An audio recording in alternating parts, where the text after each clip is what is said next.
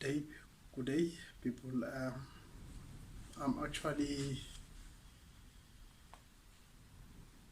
starting our project that we spoke of at ADEC concerning with all the topics that we spoke about. We are very excited to actually bring this project to you so that we can be able to benefit. This is ADEC, and ADEC is now focusing on these topics. Basically, a brief introduction about ADEC. ADEC is a coaching academy which specializes on philosophies of thinking.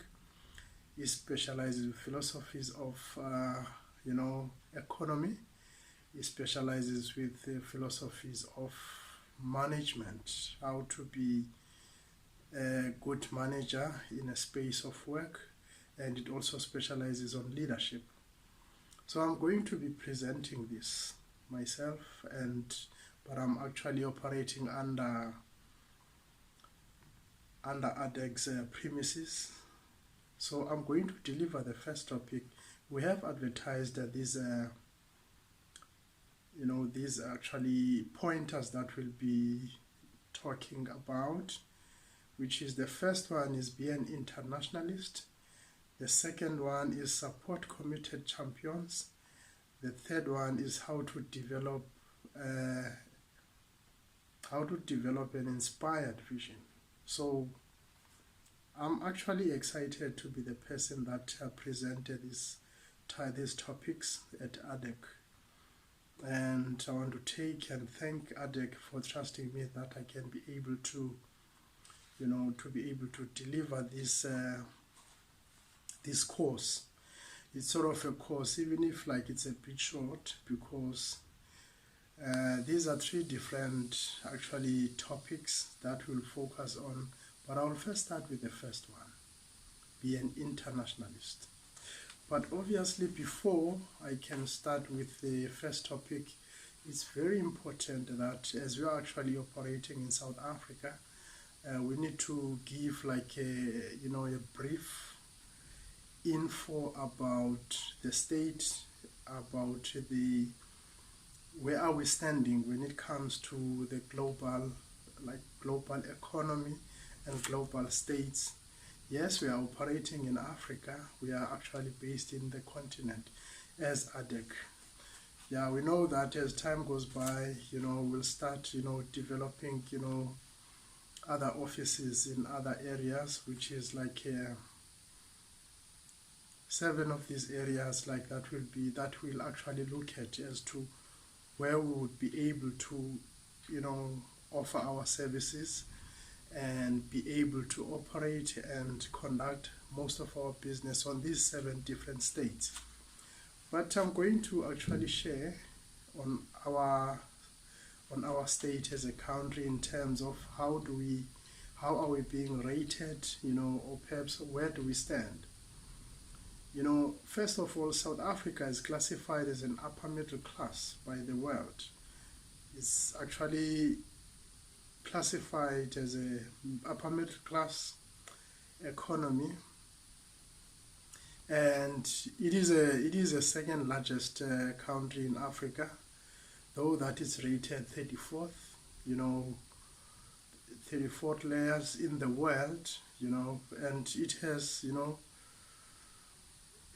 actually a 7th highest per capita income in Africa. I'm actually stating this because obviously the presentation that I'm doing, it's more on management. So I've got to give a glimpse of where we are standing.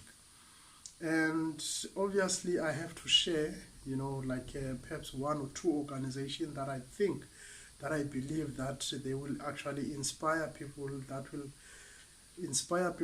will see that they can actually take, an opportunity perhaps to those that actually aspire to become, one of the world, leaders in the market. I can take 1 or 2 businesses that are from South Africa that are actually operating abroad and all of that. The first one is Aspen. Aspen is actually a big organization, and I'm very inspired. It's a pharmaceutical organization that has actually been consistent in its performance. It has been growing, and expanding its horizons. Started in Africa, which is in South Africa, and then it's operating, I think, in 3 different countries in Africa, which is South Africa, Tanzania, and Kenya. And it also have other products that is selling in Australia and in New Zealand and all of that. That is the first one. And the second one is Sasol. Sasol is growing as a business in terms of energy.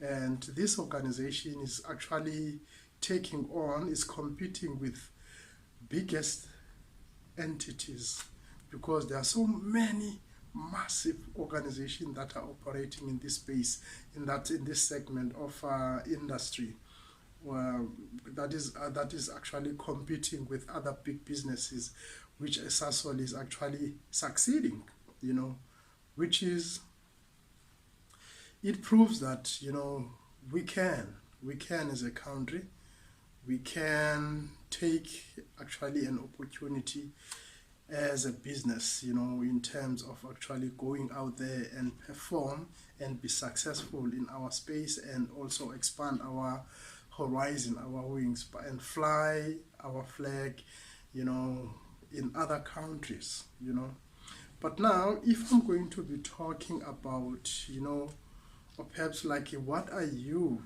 as a listener, as a viewer, as an audience, as a client, as a person that is actually aspire to grow the business, to be an internationalist, what do you need to look at? It's not going to be long, it's going to be very brief. I'm going to mention few pointers that you need to look at, because we've had many organizations that have been actually like states that were taking on the market from different corners of the world. But I want to tell you, here in Africa, here in South Africa, if you have a business idea, if your goal is to expand your businesses, you've got to know that you can do it. You can be a person that can go globally. And when you go globally, that means that you can always focus on your services and focus on how are you going to conduct your business, and be consistent in your services. And also, obviously, you'll be already have identified your market and stay put in your market, so that, we all know that it's difficult to get a new client. It's difficult to get a new client. So once you have a client, you've got to maintain it. And through your maintenance of your client, you've got to make sure that, you actually, get other clients through the word of mouth. Meaning that the clients that you have, they must market your business, which is for them to market your business, you've got to make sure that you offer good services. So by doing that, then you'll be able to get more companies. Word of mouth, we know that is the best source of marketing tool. So 3 pointers that I'm going to make in order to make sure that you become an internationalist. You've got to actually focus on cultural diversity, because if you offer your services in different culture, that is in different race, in different ethnicity, that means you've got to understand the cultures of that race, of that market. So when you do that, then that will help you to understand how to satisfy each market. So when you are actually satisfying a certain market, it doesn't mean that you can apply the same principles that you are actually using on that market. You can get a challenge if you've got to change, and change has to be part of the business. And when change is part of a business, that makes you as an organization to actually take, you take on other markets through success. Obviously, you've got to be successful. That means your products must excel. That means you've got to conduct constructive research on the products that you are offering and the services that you are actually, rendering to your clients. So by doing that, then it will be easy for you to penetrate the markets. So now, one of the things that I always believe that, in management is that if you want to crack the market, you've got to make sure that you focus on those difficult markets. And I can mention a few. Japan has been actually one of the difficult markets to penetrate, but we have companies that have done that have actually succeeded in those areas that is in Japan. And we know that China is coming by popular demand in the market, which is you've got to make sure that you focus on those markets as well, because in order to succeed as a business internationally, or perhaps to be an internationalist, you've got to crack the market and you've got to satisfy those markets. You've got to stay put and make sure that you survive. There are many companies that have actually took on, like to become internationalists, like like the likes of 7-Eleven, Johnson and Johnson, Kentucky Fried Chicken. I can mention a lot, Tupperware. Those companies, they've survived. That means if you want to be an internationalist, you've got to focus on those difficult markets, that is in Japan, in China. That means you've got to understand the culture of those areas. Now, if you do understand the culture of those areas, that means you can always survive. You can always improve your business on a continuous basis. But you've got to be consistent in your strategies of your business, because when a person is in Japan and is actually buying from your products, you've got to get the same product. If he's going to perhaps United States of America, or if he's going to United Kingdom, or perhaps he's going to Canada, or perhaps he's going to Australia, or perhaps is going to, I can mention all these countries, but the bottom line is you've got to make sure that you offer those services. They must not be different. A person must get the same product, same service that is be getting in all other areas. One other pointer that I would like to mention, to be an internationalist, you've got to focus on your relationships.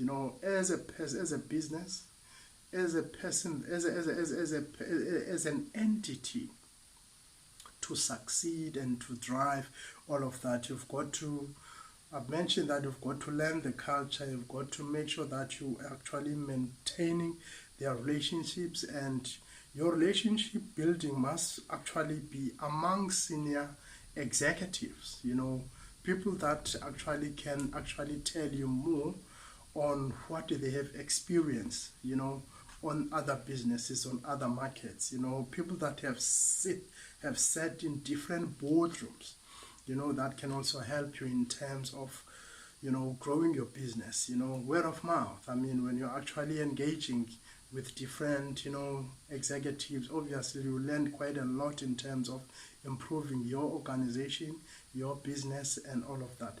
Those relationships will take you from somewhere to somewhere. But one other point that I would like to mention is to always focus on persistence. You've got to persist. There will be challenges out there. There will be many challenges that we'll face. But to exist as an internationalist, you've got to persist. I can mention one organization that persisted strongly, which is IBM, which is they created their products and they emerged, in the markets of Japan, and they survived. They even came up with a strategy, world peace through world trade, which is world peace through world trade, even though that they were actually criticized bitterly when they actually were partnering with